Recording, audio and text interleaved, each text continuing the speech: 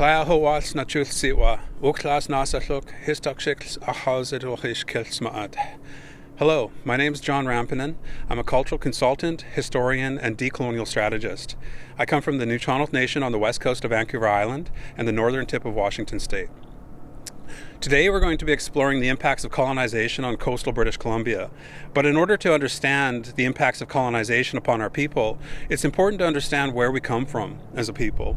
So prior to colonization, there was a way of life that existed here with our ancestors for thousands and thousands of years. In fact, we trace that lineage all the way back to the time of creation of human beings. Naasathluk people are a whaling people. And we live next to the ocean and next to the mountains, and as such, we have learned a lot in that relationship that was established over those thousands of years of our history in this territory. Our ancestors would practice a daily practice of usimch, where they would go and cleanse in the waters at sunrise and express gratitude and thankfulness for each day. We heighten this experience by going out into the mountains and to different places to pray rigorously for certain medicines and powers and gifts. And ultimately that led to an ability to be able to harvest whales, to perform spiritual doctoring practices, all of these different types of elements that existed in this wonderful world of our ancestors. This was a world that had been developing over thousands and thousands of years and had been refining and focusing itself through oral tradition and culture that was passed on from generation to generation. As an oral culture, we share these teachings with each subsequent generation through songs, through dances, through stories, through oration. So all of this was depicted in many different ways by our ancestors and passed on to us. Of course, this was disrupted over the last 200 years. And so those parts that make up who we are, that are unique for myself as a Naasathluk person, although it's very specific to the west coast of Vancouver Island, we find that there's a lot of relatability amongst all Indigenous people, not only in this province of British Columbia, but also throughout Canada, throughout the United States, and even Indigenous people in other places around the world who felt equal levels of impact due to colonialism. And essentially, colonization is the arrival of European peoples in our territories and the disruption to our way of life.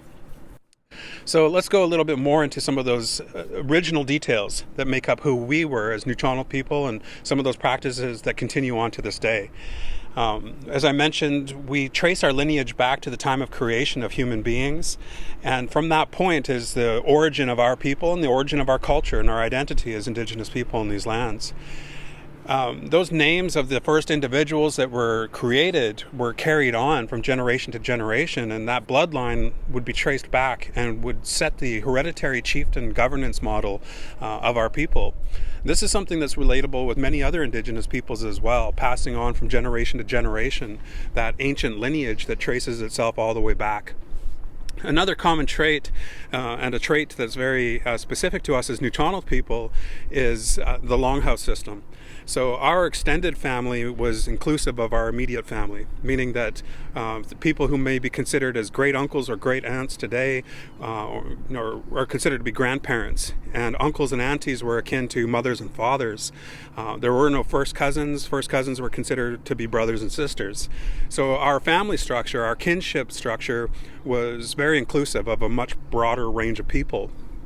All of these people would inhabit one house together. It could be 50 to 100 people inhabiting one longhouse as one family altogether. Each nation was consistent of a series of longhouses, which in the center would often be the hereditary chief's longhouse and would be the biggest one and would be intended to gather all the people together.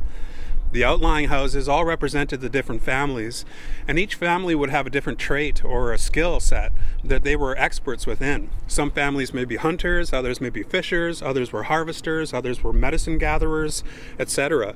So that every single house played a different, unique, and vital role to the overall well-being of the community as a whole.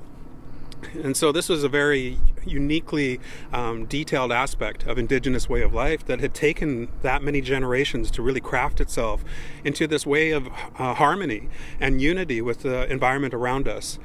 So our cultural, spiritual belief as Naasathluk people is that we are surrounded with a plethora of life. Not only human beings, but all living things around us. Trees, animals, plants, birds, the animals and mammals that live in the water and under the water, All of this represents different unique life forms that all contain a spirit just like we do individually as human beings. And we use the term Hishokish Tsawak, which means that everything is one and interconnected. This represents that all life impacts each other to one degree or another.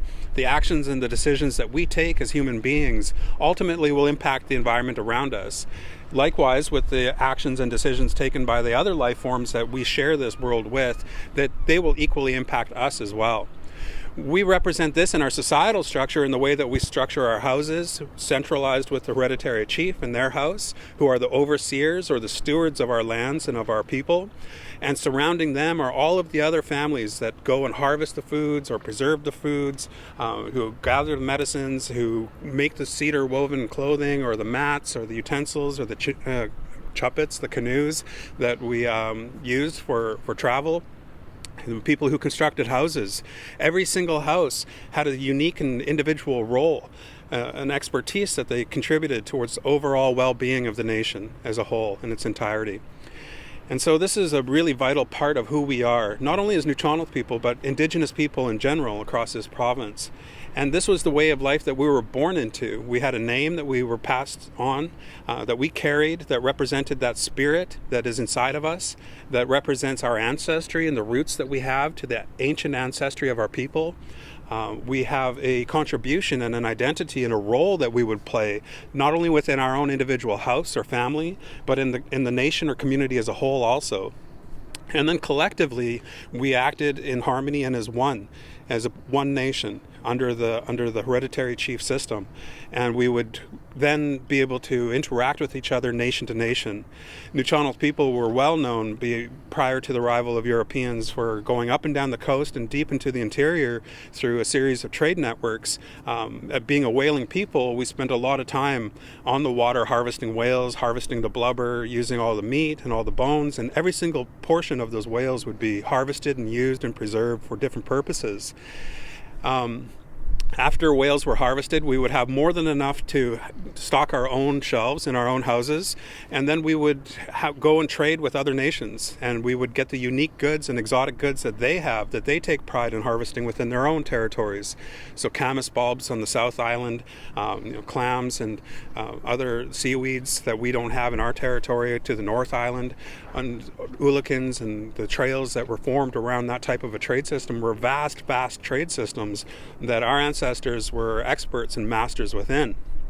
We actually created a trade language that was known as Chinook jargon that was predominantly made up of Nuu-chah-nulth language because we had traveled so much up and down the coast in exchanging our whale for other goods. But it was a language that was formed to be able to trade with other neighboring nations. And it was a common language that was formed. And that really represents that unity that existed prior to the arrival of Europeans in our territories.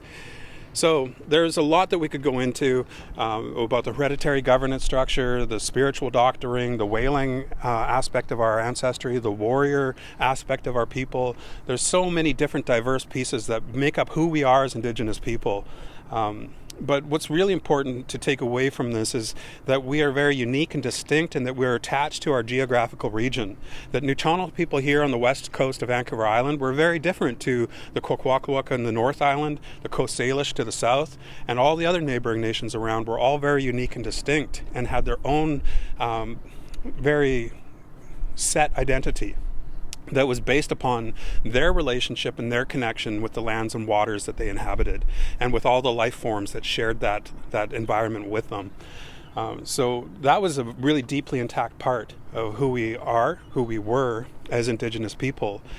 So that gives us a bit of an introduction into who we are as Indigenous people and where we come from. And ultimately, the impacts that colonization had on us takes root from that point forward and starts to really play itself out in a very quick succession of events and impacts that would not only impact our environment, but impact our people and our spirits as well. And so next we'll cover some of these aspects of colonization in the earlier stages of colonization and the impacts that it has had on our people.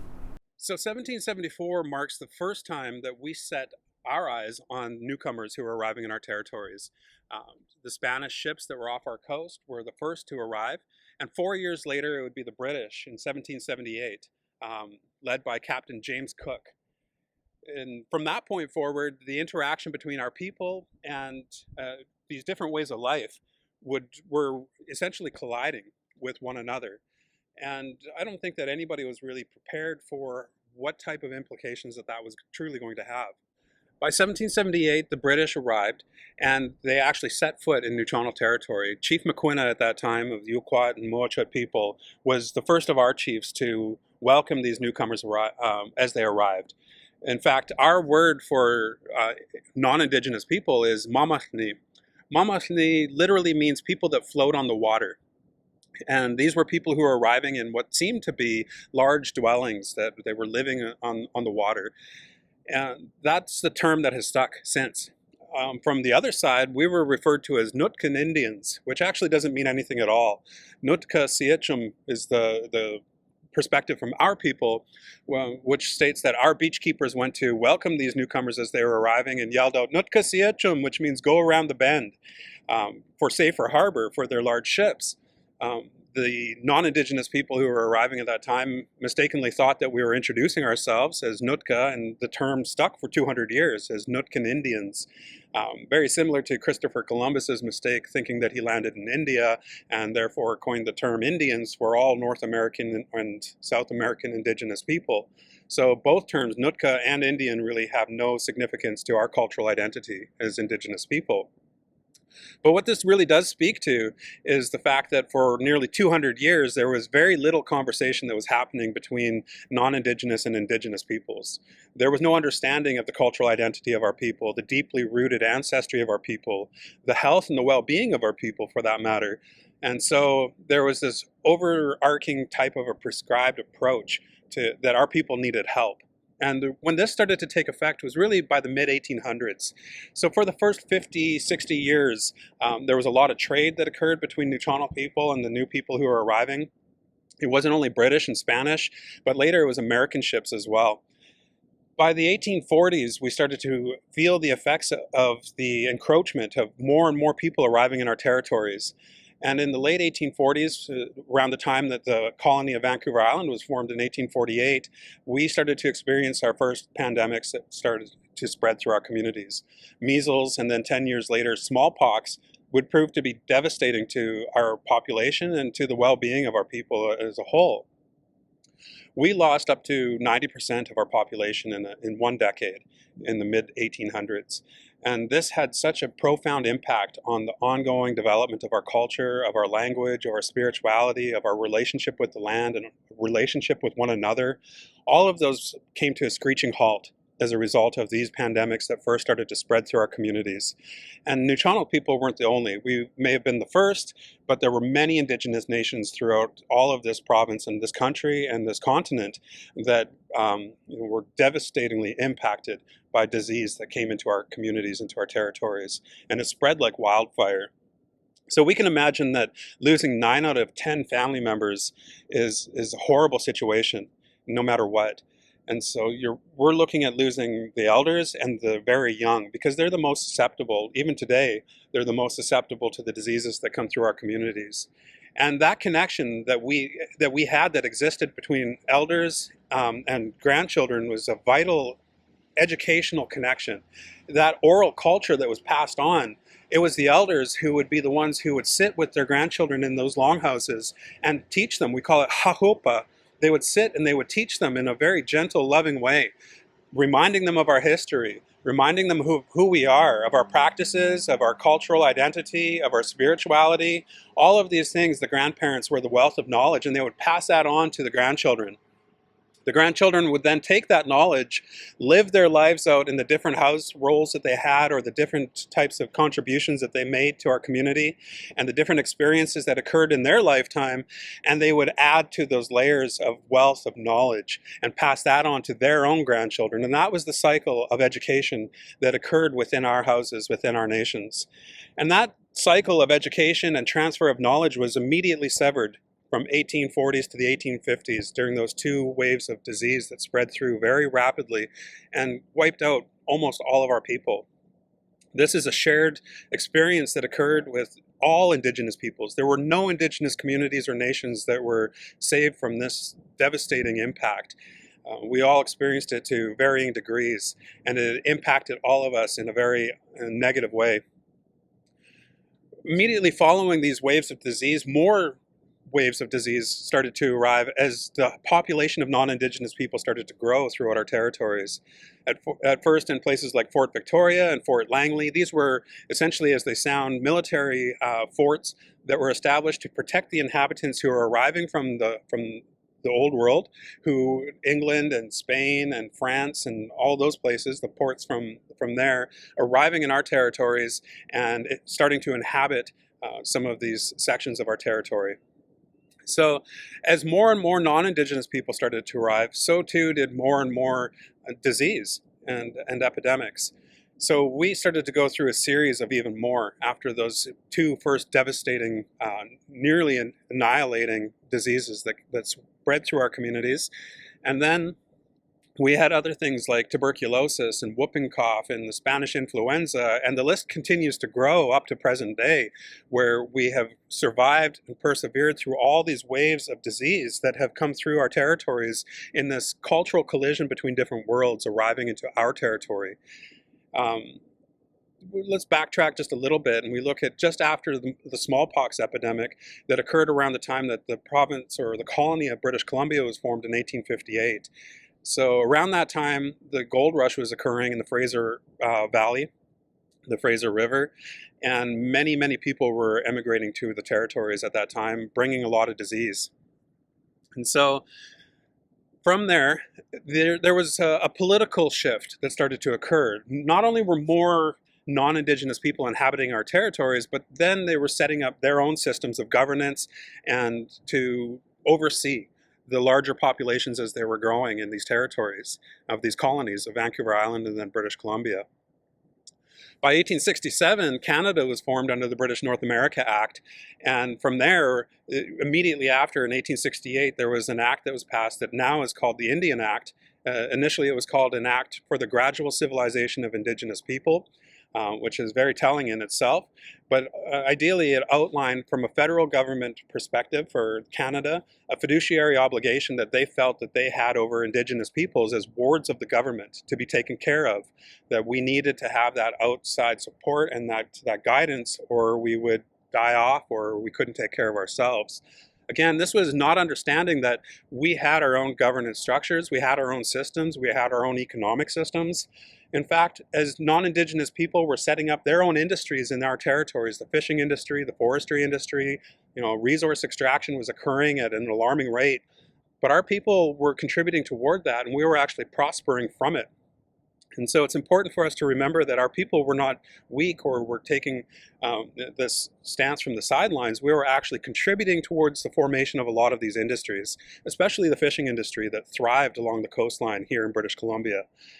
It was actually a number of different acts that were passed by the Federal Fisheries Act and onward from there in the late 1800s that started to squeeze our people out of those systems. It was understood that we were economically prospering from these types of industries, and it was felt that it wasn't fair to non-Indigenous peoples that our Indigenous people were doing so well in that kind of a system.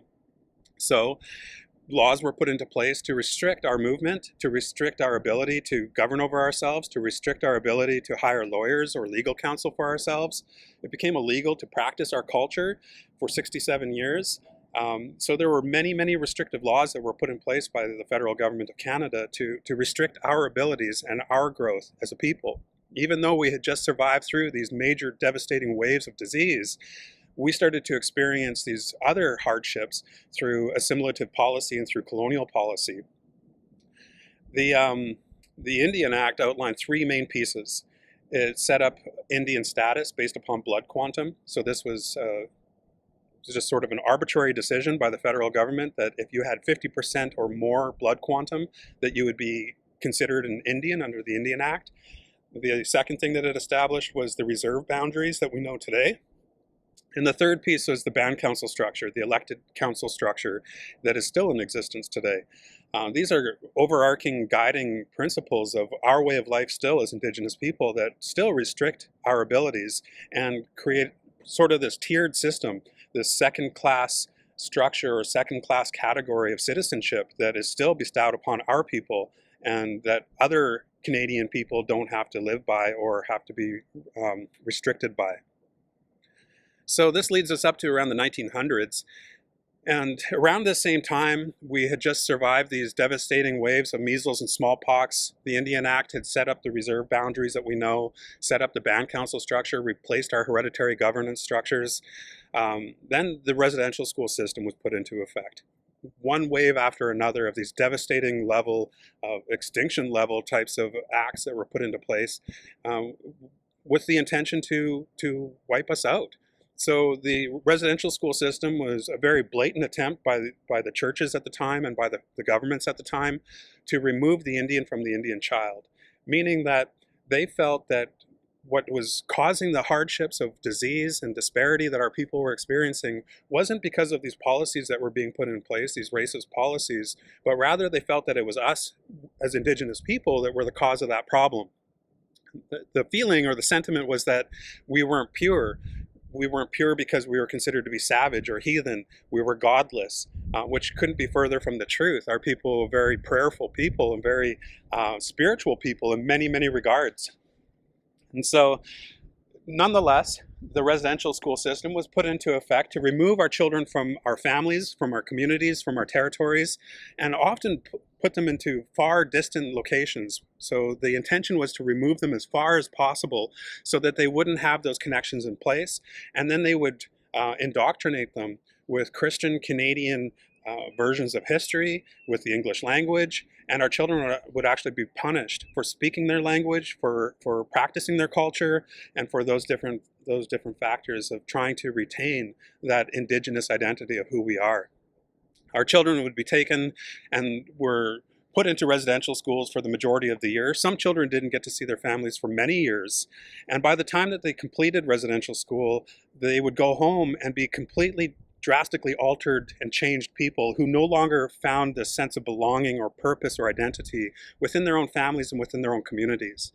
Unfortunately, this led to a lot of alcoholism. This led towards a continuation of abuse, like sexual abuse and physical abuse and verbal abuse that was learned behavior from the residential school system and was passed on to the next following generations within our communities. And here we are a few generations after the residential school system was put into effect.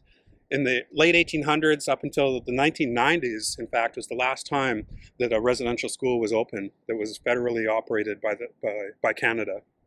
And so this history spans a large period of our time frame here and really acted as this wedge that got in between our cultures and made it difficult for us to express who we are, to retain some of those elements, to pass those pieces on to the next generations like we did in times past, and to retain our culture, our language, our spirituality, our foods. All of those were replaced with introduced things. So we started to see that the colonization wasn't only impacting us as Indigenous people, it was impacting our lands, it was impacting the foods that we were eating, and biologically it was impacting us inside and mentally as well. So the psychological effects, the mental effects, the spiritual effects of colonization are now in an intergenerational form. We've been experiencing trauma as a people for over 100 years, if not 200 years, here on the coast of British Columbia, starting with those waves of epidemics of measles and smallpox, and all the different subsequent things that followed and happened after that. We start to appreciate that there were many, many hardships that our people endured, and yet we found a way to be resilient. We found a way to persevere all of those hardships that were placed in our path. The children who were removed from their families and from their community and from the language and culture and spirituality still managed to retain some of those pieces. Some of the children were protected and stayed with their grandparents. Some of the grandparents still took in people afterwards and passed those teachings on, even though they knew that the children had been severely conformed in their thinking and in their lifestyles. And so we owe a lot of credit to the people who fought really hard with their lives to retain the cultural identity that we still have today. Of course, we live in a very different environment today. We live in an environment that is drastically transformed, just like we are, but we also live in an environment that's more understanding of who we are and is ready to hear our story, who's ready to hear our perspective of this recent history that has been shared in coastal British Columbia. And so this video is aiming at just that, to provide a bit of an insight on some of those hardships that our people have endured, but also to celebrate and recognize the perseverance and the resilience that exists in Indigenous people, that we have found a way to survive. And that's something that's a really strong cultural component and aspect of who we are, that we've survived many, many different things in times past. Colonization isn't the first major cataclysmic event that has occurred in our territories. We've survived times of great flood where the mountains were completely inundated with water. We survived times of great famine or war. We survived times of extended darkness. We survived many, many different aspects that our ancestors managed to find a way to persevere and to be resilient. And we pass those teachings on culturally and orally to the next following generations, again, through songs, through dances, through the art, the depictions that we have that preserve and tell those stories in the totem poles, in the different pieces that we have. We now find different methods to do this. We find ways that we can share these teachings not only with Indigenous people who can carry on the legacy of our ancestors, find the ways to pick up those pieces and put them back together, but we understand that in this colonial world that we live in, that we also depend on non-Indigenous people now who co-inhabit these lands with us. So just like in times past where all life that exists around us in this territory was interconnected in one, we still believe that that is true. But all life has transformed and changed, and there's new people who have arrived in our territories with different worldviews and different ideologies. There's different people who now inhabit our territories with us who don't know very much about us. And so we share these teachings in an effort to be able to increase and enhance that understanding that perhaps we have Indigenous people that are working for us, or we're working within Indigenous territories, and we want to understand how to enhance those relationships in a way that's going to be meaningful. This is a very important step to be able to truthfully explore the impacts of colonization and how it's led to where we're at today. Our people have not followed this path by choice. This path has been enforced upon us time and time again. As I mentioned before, it was illegal for us to practice our culture for 67 years. In that time frame, it became very difficult for us to continue our teachings and our practices in the way that our ancestors did because we forgot, because we weren't allowed to practice those teachings. We forgot the tastes of our food. We forgot the powers and the spirit of our medicines. We forgot the power and the strength that's in the connectivity of our families and of our house structures and our hereditary governance systems. All of these are pieces that were fading away. But many Indigenous people today are taking the effort to reclaim those elements of who they are. And although they might not have all the answers and all the pieces, they are challenged with walking in two different worlds simultaneously. So, people who are employed and working in this colonial world around us do that to put food on their table today. But we also understand as Indigenous people that we have to take extra efforts in order to be able to reclaim that identity of who we are, to revitalize and breathe life back into some of those aspects. And we do that for our young people, for our children and for our grandchildren, so that they can live in a different world that's a little bit more similar to the world that our ancestors lived in, where our bodies were healthy, where our minds were healthy, where our spirits were healthy, where we were a part of the local economy around us. And the economy wasn't just about monetary wealth, but it was about making sure that everybody was comfortable and fed and had what they needed. So there's a lot that Indigenous culture can share with non-Indigenous culture in this world that we live in today. And those answers and those solutions and those pieces exist in every single Indigenous person that lives today. Because every Indigenous person that's born into this world is a reminder of that ancestral legacy of our people, but they're also a reminder of the hardships of colonization that have impacted our people.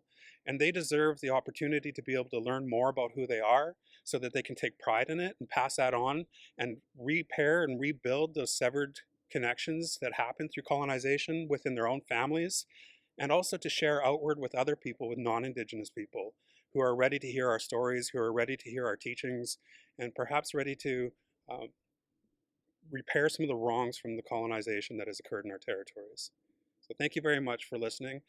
I hope that it's been informative, and we'll leave it at that. Chew.